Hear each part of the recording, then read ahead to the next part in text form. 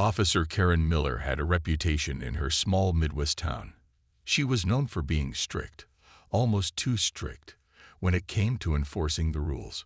Some people called her by-the-book Karen, while others simply avoided crossing her path whenever possible. Her sharp tongue and unyielding attitude made her both feared and disliked by many. But Karen didn't care what others thought. To her, she was just doing her job, keeping the streets safe and orderly. One evening, Karen was driving through a quiet residential neighborhood, scanning the roads with her usual intensity.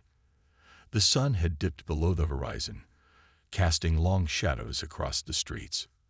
Everything seemed calm until she spotted a car ahead with slightly dimmed headlights. Squinting, she realized the vehicle might have an issue with its license plate. Pulling up behind it, she activated her flashing lights and signaled for the driver to stop. The driver of the car, a young woman named Maya Johnson, immediately complied. She pulled over smoothly, turned off the engine, and waited patiently as Karen approached. Maya was in her mid-20s with a warm smile and a head full of thick, curly hair that framed her face beautifully. She had been running errands after work and was eager to get home to relax. Little did she know, this simple traffic stop would change everything. Karen tapped on Maya's window with her flashlight, her expression unreadable behind her uniform cap. When Maya rolled down the window, Karen wasted no time getting straight to the point. "License and registration, please," she said curtly, shining the light directly into Maya's eyes. Startled but polite, Maya fumbled for her documents and handed them over without argument. As Karen reviewed the papers, something caught her eye, or rather someone. Maya's natural afro hairstyle stood out, bold and striking. Instead of focusing on the task at hand, Karen found herself fixated on it. In her mind, she began making assumptions about Maya based solely on how she looked. Without thinking twice, Karen blurted out, "You know, your hair looks messy. Are you sure that's appropriate for public appearance?" Maya blinked in surprise.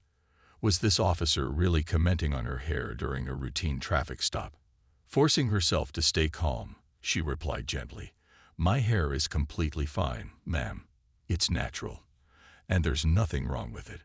But Karen wasn't satisfied.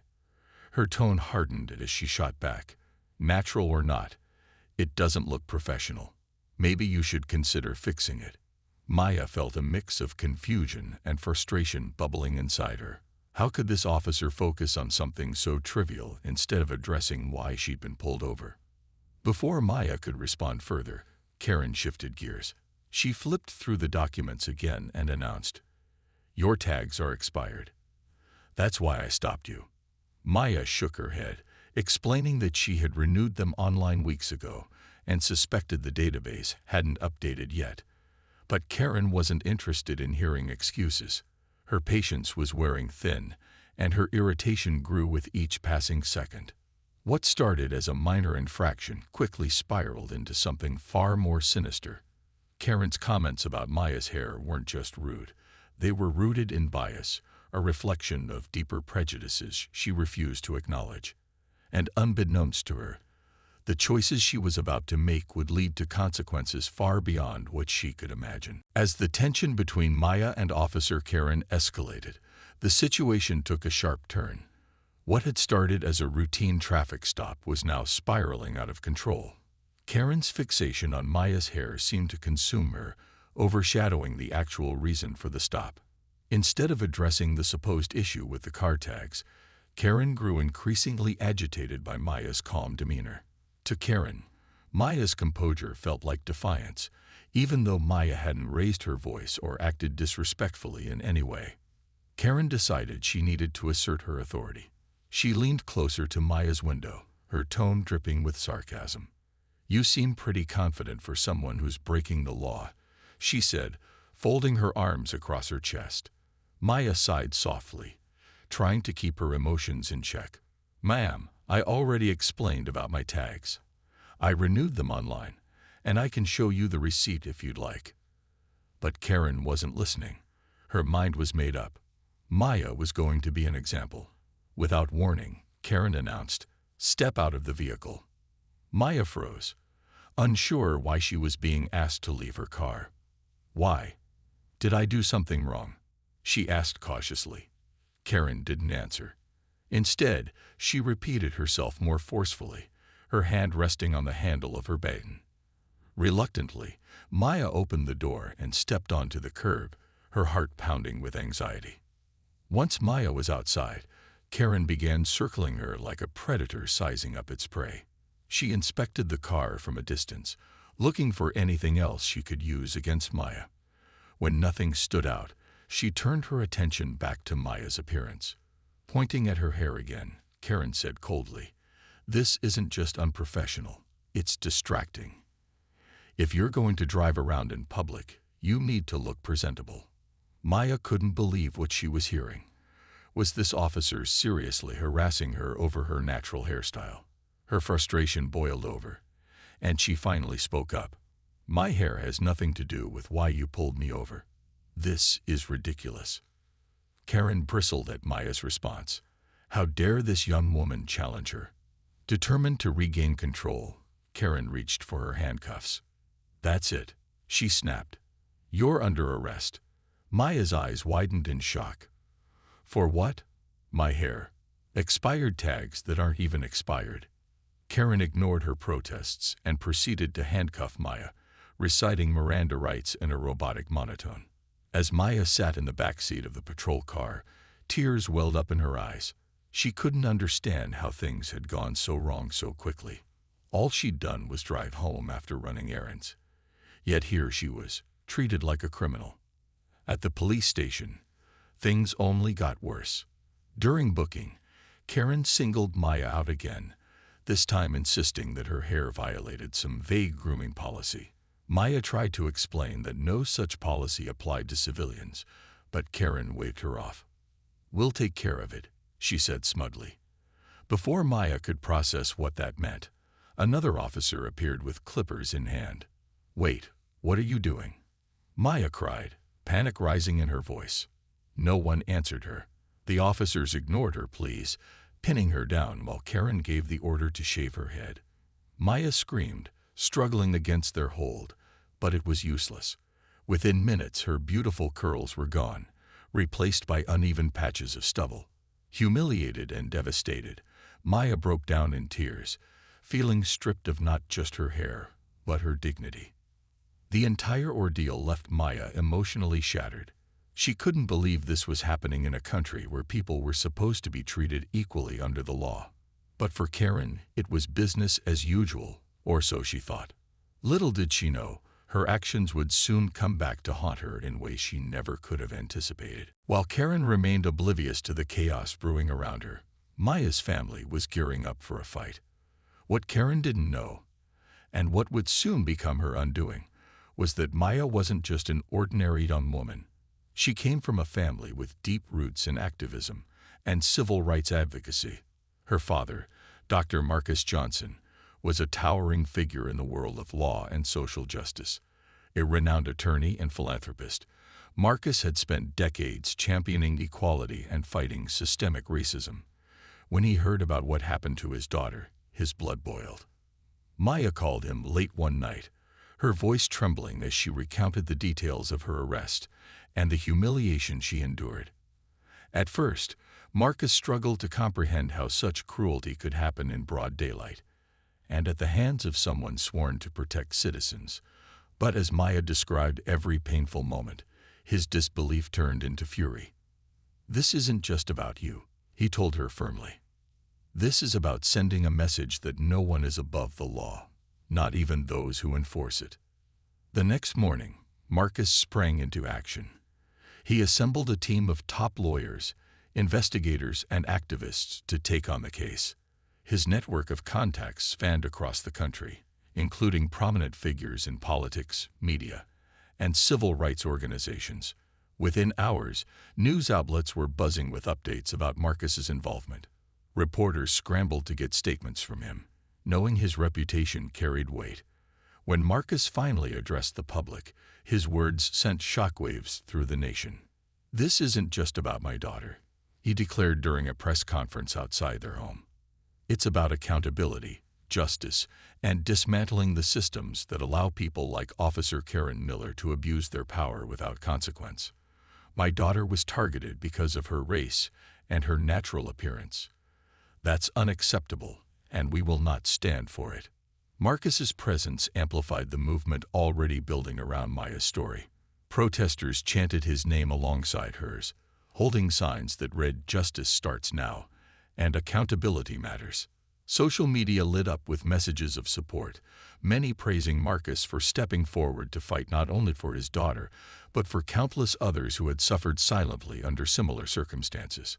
Behind closed doors, Marcus worked tirelessly to build a legal strategy that would leave no room for excuses or loopholes. He filed multiple lawsuits against the police department, naming Karen specifically for violating Maya's civil rights. The lawsuits demanded compensation for emotional distress, punitive damages, and sweeping reforms within the department to prevent future incidents. Marcus also reached out to lawmakers, urging them to introduce legislation protecting individuals from discrimination based on hairstyles, a cause that resonated deeply with communities of color. As the case gained momentum, Marcus made sure Maya stayed at the center of the narrative. Though she was still healing emotionally, he encouraged her to share her story publicly when she felt ready. "Your voice matters," he told her gently. "People need to see your strength, your resilience. You're not just a victim. You're a symbol of hope for others." For Karen, however, the revelation of Maya's father's identity came too late. By the time she realized who Marcus Johnson was, the damage was done. The same arrogance that led her to mistreat Maya now left her scrambling to defend herself against a man whose influence extended far beyond anything she could have imagined. And while Karen tried to downplay her actions, claiming she was simply doing her job, the evidence stacked against her painted a damning picture. Unbeknownst to Karen, this was only the beginning. Marcus wasn't just seeking justice for Maya. He was determined to expose the cracks in the system that allowed officers like Karen to thrive unchecked. As the legal battle loomed ahead, one thing became clear. Karen had underestimated not only Maya, but also the powerful force standing behind her. And in doing so, she had sealed her own fate. In the months following her conviction, Karen's life unraveled in ways she could never have imagined. Once a figure of authority and respect, or at least fear, she now found herself isolated and vilified. The weight of her actions pressed down on her daily, both inside and outside prison walls. For someone who had always relied on control, losing it entirely was a bitter pill to swallow. Yet even as she faced the consequences of her choices, Karen began grappling with something deeper: guilt. Behind bars, Karen spent countless nights replaying the events that led to her downfall. She remembered Maya's calm demeanor during the traffic stop, the way she tried to explain herself without raising her voice. Karen also recalled the look in Maya's eyes when her hair was shaved off. Humiliation, fear, betrayal. Those memories haunted her, gnawing at what little peace she had left. At first, Karen tried to dismiss these thoughts as regret over getting caught, rather than remorse for her actions. But the more she reflected, the harder it became to deny the truth. She had been wrong. Determined to salvage some shred of redemption, Karen reached out to Marcus Johnson through letters. Her handwriting was shaky, her words filled with desperation. "Mr. Johnson," one letter began, "I know I can't undo what I've done, but I want you to know I'm truly sorry. Please tell Maya how much I regret hurting her."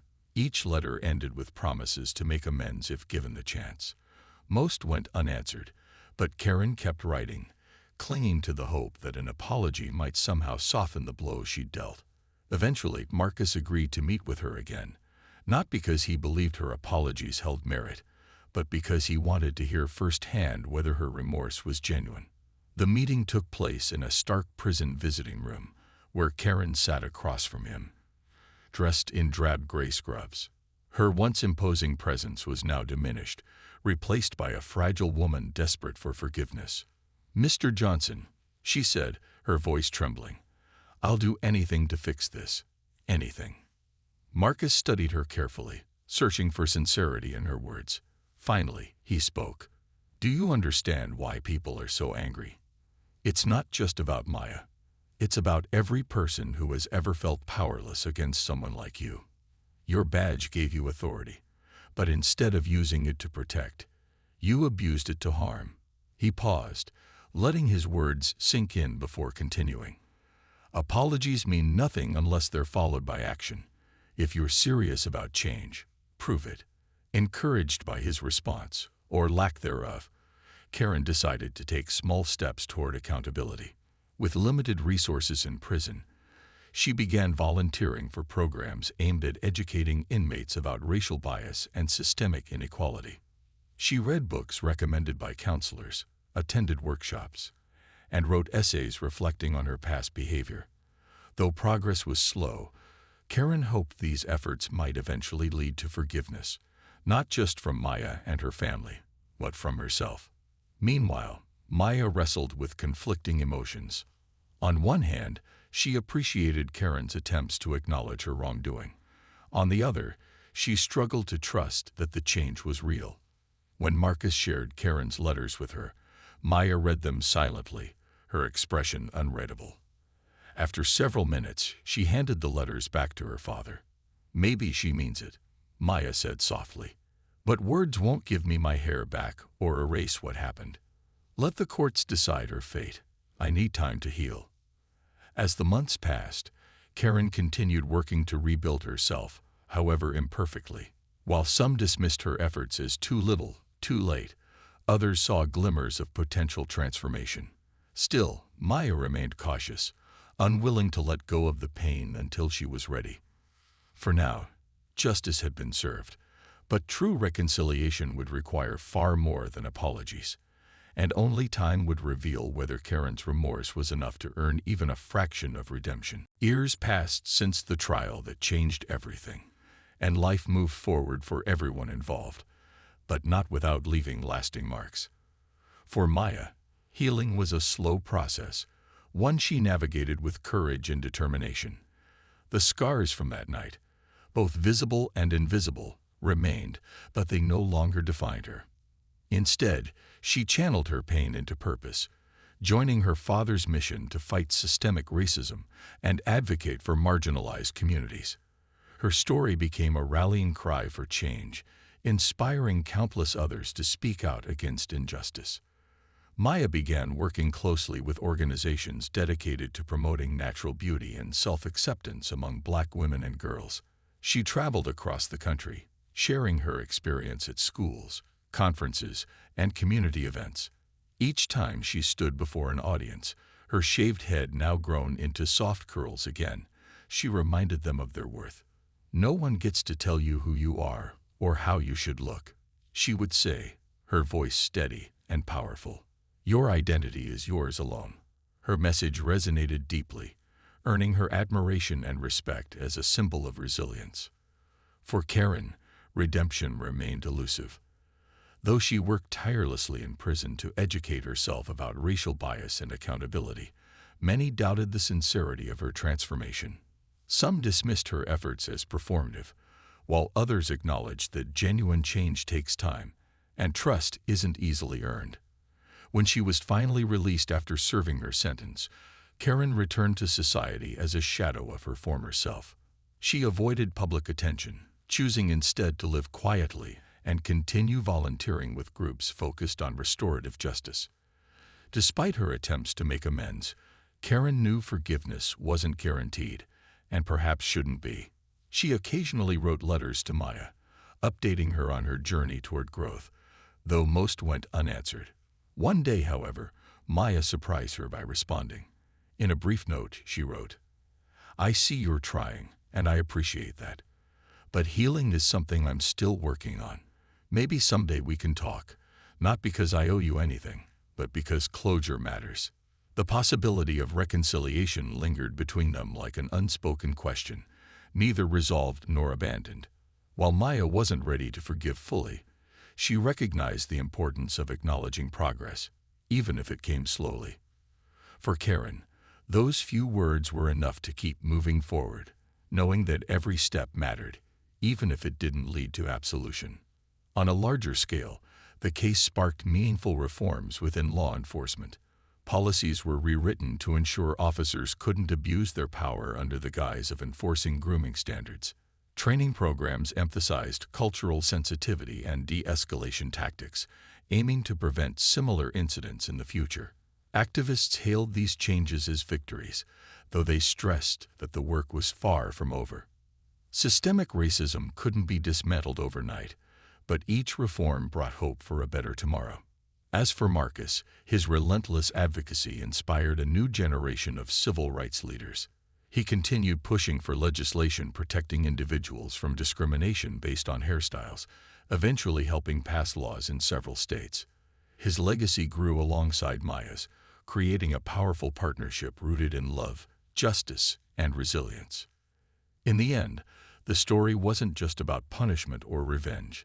It was about accountability, healing, and transformation.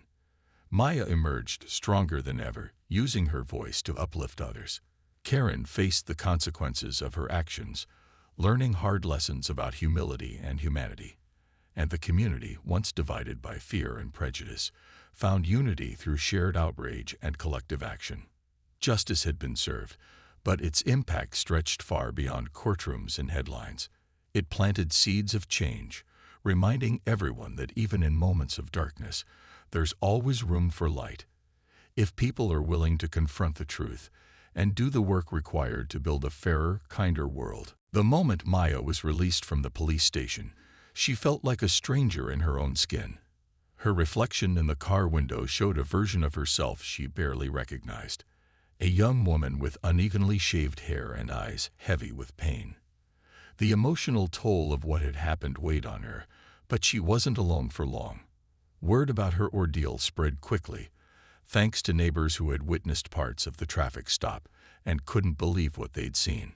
One neighbor, an elderly woman named Mrs. Harper, approached Maya as she stepped out of the cab that had brought her home. "Honey, are you okay?" she asked gently, her voice filled with concern. Maya shook her head, tears streaming down her face.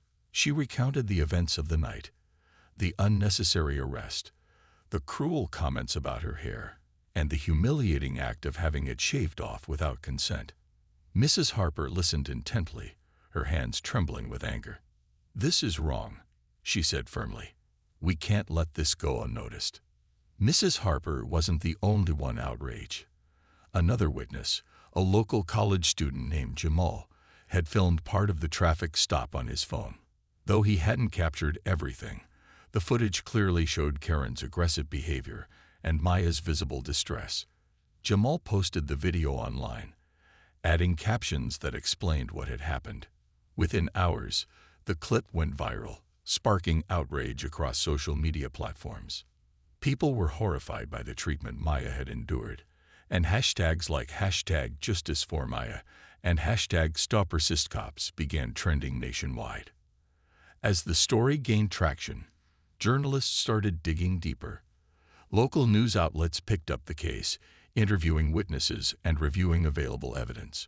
One reporter uncovered troubling details about Officer Karen Miller's past, revealing a pattern of racially motivated misconduct. It turned out this wasn't the first time Karen had targeted someone based on their appearance or ethnicity.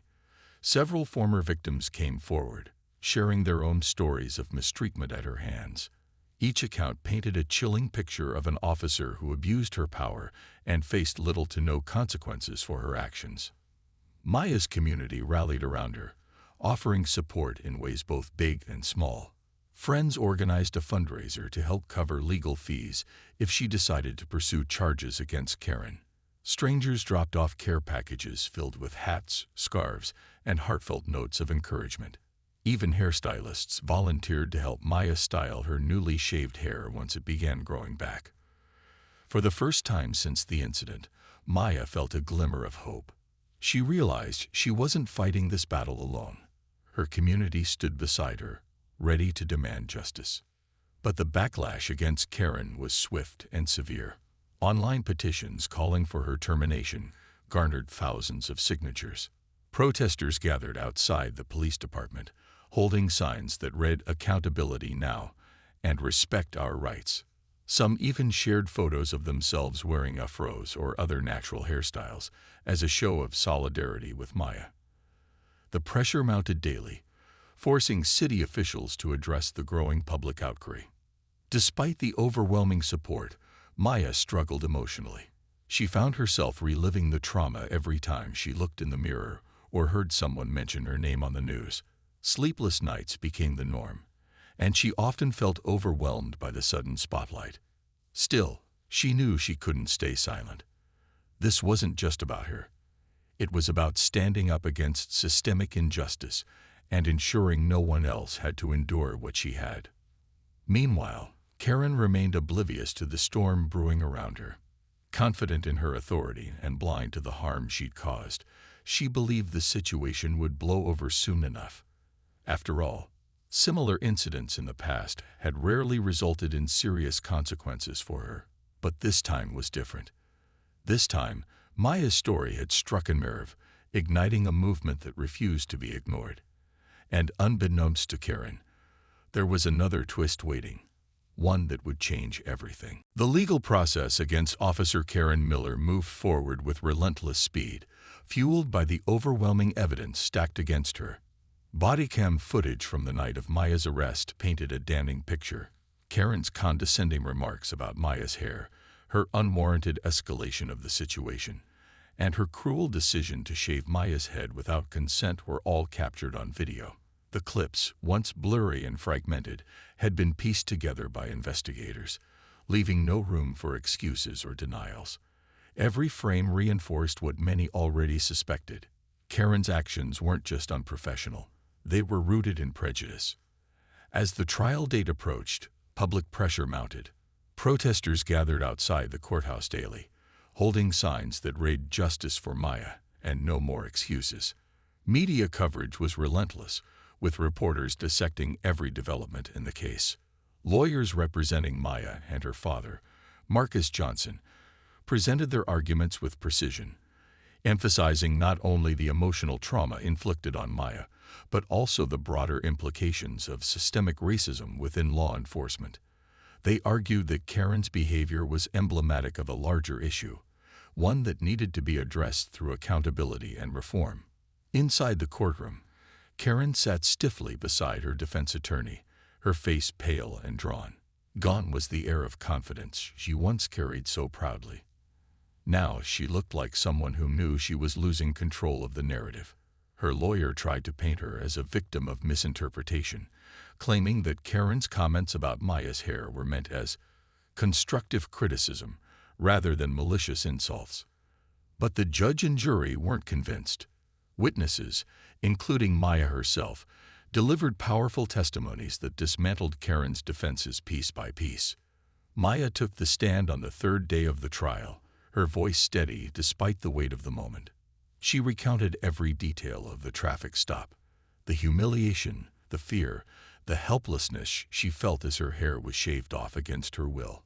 When asked how the incident impacted her life, Maya paused, taking a deep breath before speaking. "It wasn't just my hair they took," she said softly, tears welling up in her eyes. "They took my dignity, my sense of safety, and my trust in the people who are supposed to protect me. I'll never look at law enforcement the same way again."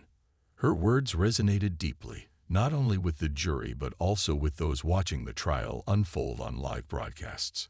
Social media buzzed with support for Maya, with hashtags like #StandWithMaya trending worldwide. Meanwhile, Karen's attempts to justify her actions continued to backfire. During cross-examination, prosecutors exposed inconsistencies in her story, highlighting how her version of events contradicted the bodycam footage. By the end of the trial, it was clear that Karen's credibility had crumbled under scrutiny. The verdict came swiftly. After hours of deliberation, the jury found Karen guilty on multiple counts, including violating Maya's civil rights and abusing her authority. The judge sentenced her to prison time, emphasizing the need for accountability in cases of police misconduct. Additionally, the court mandated sensitivity training for the entire police department and ordered policy changes to prevent similar incidents in the future. It was a landmark ruling, one that sent a strong message about the consequences of unchecked power and prejudice. For Marcus, the victory was bittersweet. While he welcomed the outcome, he knew the fight wasn't over. He vowed to continue advocating for systemic change, using this case as a catalyst for broader reforms. As for Maya, the verdict brought a measure of closure, though healing would take time. She left the courthouse surrounded by loved ones, holding her head high despite the scars, both visible and invisible, that Karen's actions had left behind. But for Karen, the road ahead was bleak. Stripped of her badge, her freedom, and her reputation, she faced years of reflection behind bars. The community she once policed now saw her as a symbol of everything wrong with the system, a reminder that justice delayed is not always justice denied. As the backlash against Officer Karen Miller intensified, she found herself cornered. What started as a local scandal had exploded into a national firestorm, with her name trending online for all the wrong reasons. Protesters marched outside the police station daily, demanding accountability. Journalists dissected every detail of the case, exposing not only Karen's actions, but also her history of questionable conduct. For someone who prided herself on control and authority, Karen was now losing grip. Fast. Desperate to salvage her reputation, Karen decided to go on the offensive. She accepted an invitation to appear on a local news program, hoping to explain her side of the story directly to the public. Dressed in her crisp uniform, she sat stiffly in the studio chair, clutching a glass of water as if it might steady her nerves. The host introduced her with a neutral tone, but the questions quickly turned pointed. "Officer Miller," the host began, "many people are calling your actions racist and abusive. How do you respond to those accusations?" Karen leaned forward, her expression a mix of defensiveness and frustration. "I'm not racist," she insisted, her voice rising slightly. "I was just doing my job. Sometimes, people don't like hearing hard truths about their appearance, but that doesn't mean I'm targeting them because of their race." Her explanation fell flat, especially when clips of Maya's viral arrest footage aired moments later. Viewers watched as Karen mocked Maya's hair and escalated the situation unnecessarily. Social media erupted during the segment, with viewers ridiculing Karen's attempts to justify her behavior. Karen doubled down, blaming Maya for being difficult and accusing her of resisting authority. If she had simply cooperated, none of this would have happened, Karen argued, ignoring the fact that Maya had been polite and compliant throughout the stop. Her comments sparked even more outrage, with critics labeling her statements as victim-blaming. Activists seized the moment to highlight how Karen's words reflected larger systemic issues within law enforcement, issues that often dismissed or punished Black individuals for merely existing while Black. Behind the scenes, Karen's colleagues began distancing themselves from her. Some officers quietly admitted they were embarrassed by her actions, while others feared guilt by association. Even her superiors grew wary, recognizing that supporting her could further damage the department's already tarnished image. In an effort to contain the fallout, the police chief announced Karen's immediate suspension without pay pending an internal investigation. It was a move meant to appease the public, but it did little to quell the growing calls for her termination. Feeling increasingly isolated, Karen tried another tactic, appealing to Maya directly. Through a mutual acquaintance, she arranged a private meeting with Marcus Johnson, hoping to plead her case. When she arrived at his office, Karen was visibly nervous, fidgeting with her hands as Marcus stared at her with cold indifference. "Mr. Johnson," she started hesitantly, "I never intended to hurt your daughter. I made a mistake, and I want to apologize." Marcus listened silently, his face unreadable. When Karen finished, he leaned back in his chair and fixed her with a piercing gaze. "Do you know why this apology means nothing?" he asked calmly. "Because it's too late. My daughter has suffered because of your arrogance and prejudice. An apology won't undo what you've done." He paused, letting his words sink in before adding, "And let's be clear, you didn't make one mistake. You made many. This isn't just about Maya. It's about every person you've disrespected and mistreated because of your biases." Karen left the meeting humiliated and defeated. For the first time, she began to grasp the weight of her actions, not just the harm she caused Maya, but the ripple effect her behavior had on the community and beyond. Yet, no matter how much she claimed to regret her decisions, the damage was done. The public wasn't interested in empty apologies, and neither was Marcus. As Karen retreated from the spotlight, she realized her career, and perhaps her freedom, was hanging by a thread. But the real reckoning was yet to come. With lawsuits looming and evidence mounting, Karen's attempts to save face were mere band-aids on a wound that refused to heal. And as the legal process unfolded, she would soon learn that accountability waits for no one.